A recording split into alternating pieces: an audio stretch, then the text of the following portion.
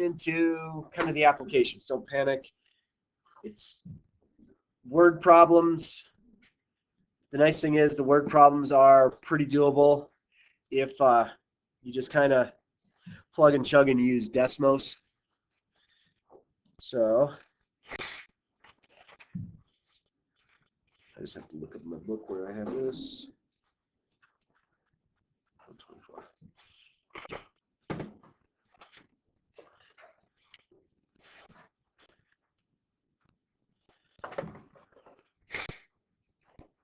All right, so first thing we're going to talk about is something called a revenue function. Okay, and that's just a way of you're going to add or subtract or multiply or divide things together to figure out what things will come to. So the revenue function is basically, so the price per unit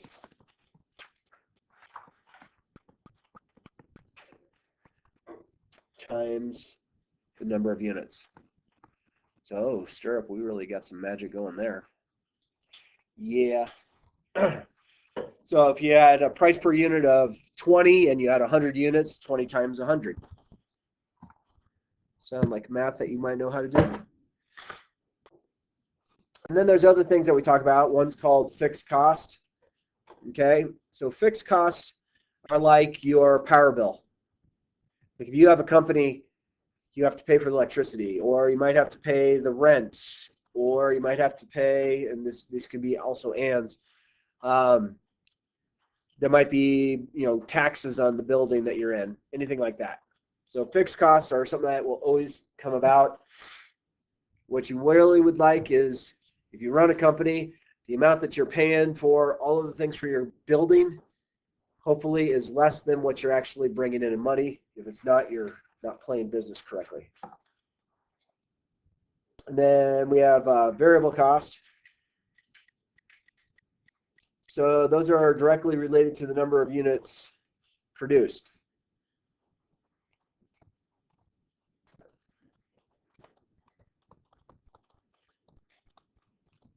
So just kind of definitions. And don't worry, it's not a tough thing. But if we were to get into the profit function, so the revenue function we will call R at X for revenue. The cost function we'll call C at X for cost. The variable cost, we could you say, hey, we have fixed costs, we have variable costs, but then the profit margin is basically the profit is equal to the revenue minus our associated costs. Okay. Any questions so far? Pretty simple, straightforward. You guys all feeling good? I hope so. Yeah, I tell you, I got a lot. So I got home last night. My wife's like, "Oh, you don't look good."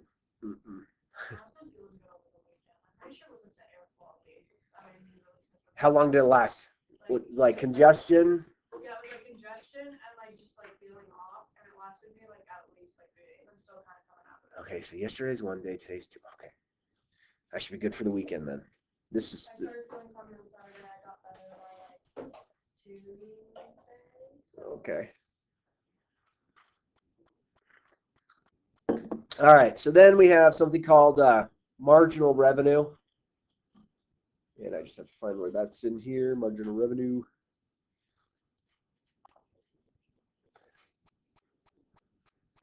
So marginal revenue is the slope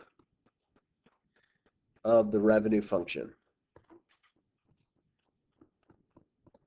Okay, rise over run, change in y over change in x. Marginal costs are, so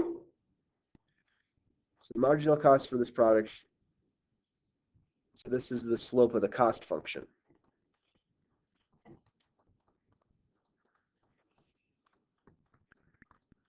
Hopefully I'm spelling and writing appropriately. And then marginal profits. I forgot where it's at on this page. Marginal profit. Okay, so marginal profit So this would be basically item cost to make, and then compare that to how much you sell the item for. Now, we don't have to be geniuses in business to realize that if we make something that costs $30, we probably want to sell it for more than $30. I don't want to break even as a company. I want to make money. Okay? So it comes down, we have this example down below. Let's blow this up a little bit so I can actually read it. It says, suppose that the cost in dollars for a product is C equals 21.75x plus 48.90. What is the marginal cost for this product? What does it mean? So the marginal cost is the slope of the cost function.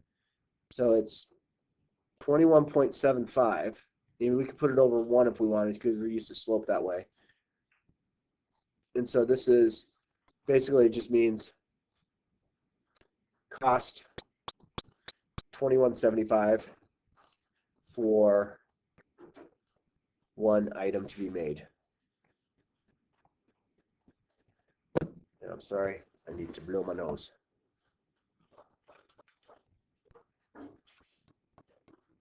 I'm going in the hallway, so I got people in the hallway.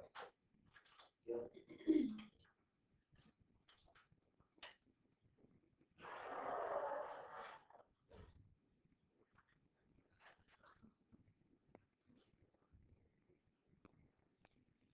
Yeesh. Let's have some sanitizer.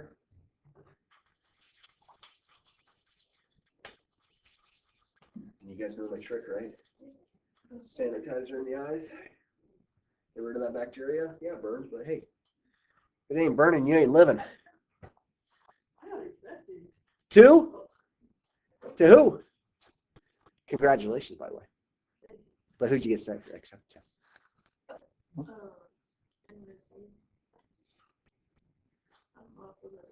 I like it. All right, so determine a function when given. Suppose that when 1,000 widgets, a widget's just a product that we're not really calling a name, are sold, the company makes $15,500. When 1,800 widgets are sold, the company makes $27.90. Okay, so this is just this problem. 1,000 widgets, $15,500. 1,800 widgets, $27,900. Okay, so we could go find the slope of this, and then we could plug it into point slope, or I'd go Desmos. I kind of like Desmos better. Let's make sure I'm on the right page here. All right. All right, so, and I thought a lot of you did well on this on Desmos, so congratulations. So you took my advice and you plugged it in, what I had up on the board. Obviously, if I just give you 2 things, or maybe you put it in the chat GPT and it worked too. Which, all right, so 1,000, 1,500, and then 15500, and then 1,800, and that's at 27,900. Okay, so we can't really see these until we take this out into the thousands. Found a point, found another point. Cool. Those 2 points deal with our line. All right, who was paying attention yesterday and before? How do I make the equation as y equals mx plus b? What do I do? y1? Nope. It's not equals, not plus or minus. It's tilde. Okay. So if you can't find it on your keyboard, then you look down here and you can find it. Yeah, mx1 plus b. And lo and behold, my friends, we have a slope of 15.5. We have y-intercept of 0. Don't worry about the R squared and the R values. We're not in statistics, so we're not going to worry about correlation. So that's our answer to that example. Y equals 15.5x plus 0. And then it says, suppose the profit function for this product is linear and the marginal cost is $5 if the profit is 200 when 125 units are sold. Okay. So if we go back up and we look at marginal cost, what did I call marginal cost? Slope of the function. So this has a slope that's already given to us. So this is our slope. And then we have x1, we have y1. And you have to go back to Algebra 1 and realize that this point slope equation, which your Algebra 1 teacher didn't pay attention to because they thought they knew better than stirrup.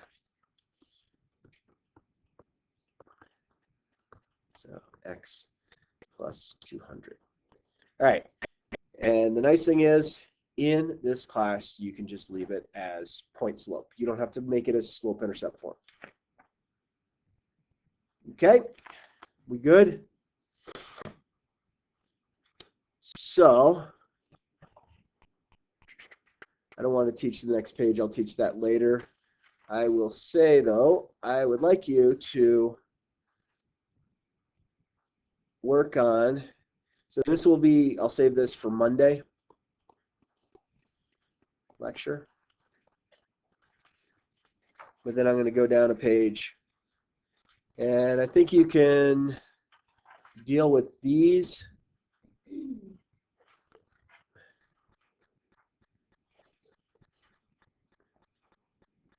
I think if you hit 1, 2, 3, 4 on this worksheet 2.1, this will actually be due on Monday. I'll go over it on Monday. But you have the rest of the period to work on it.